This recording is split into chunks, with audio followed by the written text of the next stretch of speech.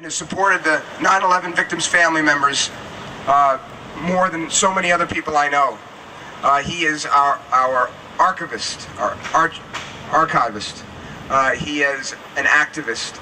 And ladies and gentlemen, here is one of the finest gentlemen I know, Mr. Jon Gold.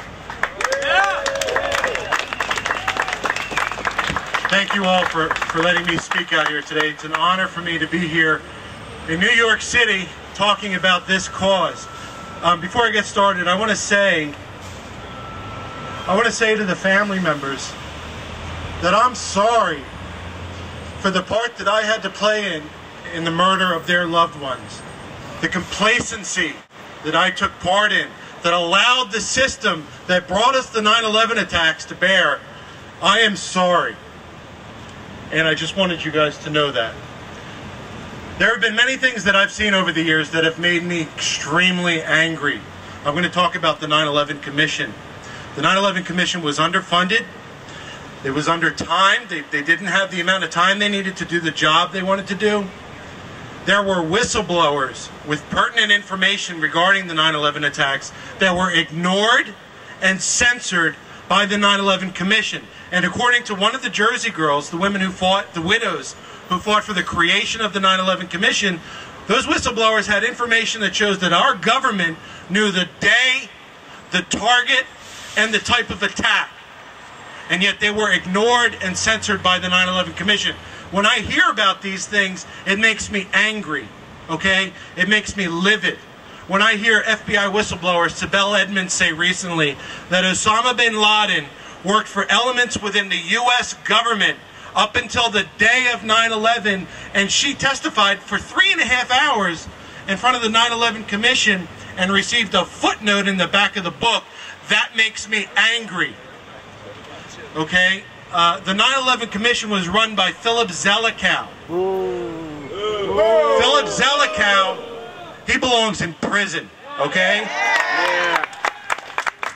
He helped to write the Iraq war strategy that we used to go into Iraq. He was friends with Condoleezza Rice. He wrote a book with Condi, and then after the 9/11 Commission, she gave him a nice cushy job at the State Department. Philip Zelikow helped to rewrite the 9/11 report to be more favorable of Condoleezza Rice. He shied people away from the NSA. He shied people away from Saudi Arabia's possible involvement in the 9/11 attacks, and I think he even fired one of the investigators. He had a line in Karl Rove. This was supposed to be an independent investigation, and yet Karl Rove, the deputy chief, White House chief of staff, had a line in directly to Philip Zelikow.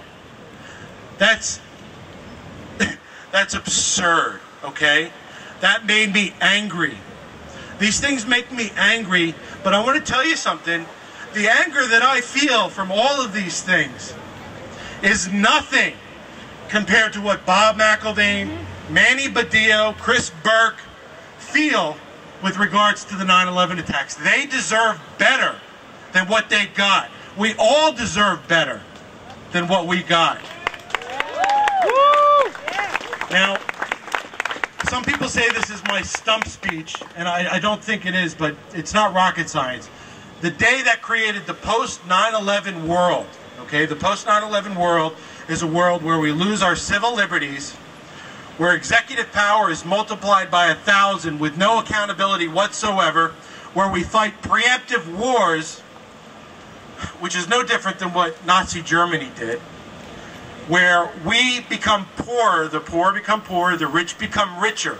If the day that created the post-9/11 world wasn't what we were led to believe, and I can guarantee you it was not what we were led to believe, then we need to know about it, and we need to know about it now.